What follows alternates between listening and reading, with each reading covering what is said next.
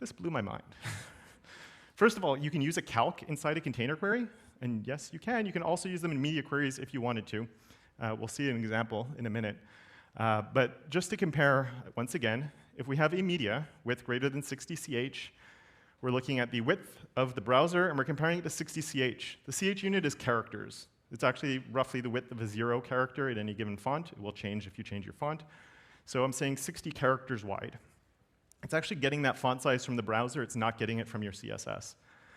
So it's basically a fixed number. It's sort of 16 unless the user has changed their user preferences.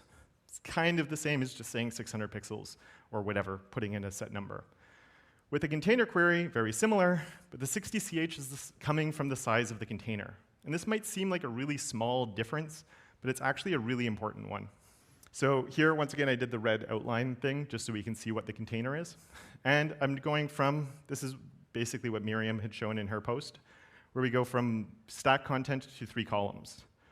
And down here, I'm setting it up with 30 ch right there. And actually, for the developers in the audience, you might be saying, why 30 ch and not 300 pixels?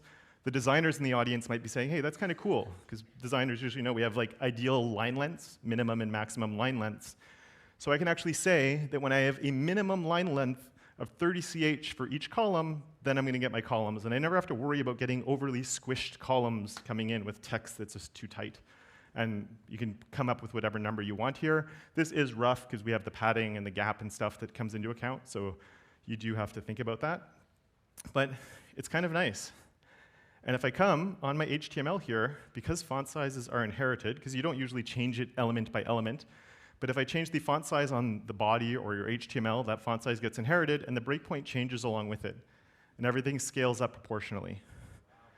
So all of a sudden, we have this smarter layout that's aware of the font size. So you could be using fluid layouts with this as well, using clamp with your font sizes, and this is going to adapt to it. It's really, really cool.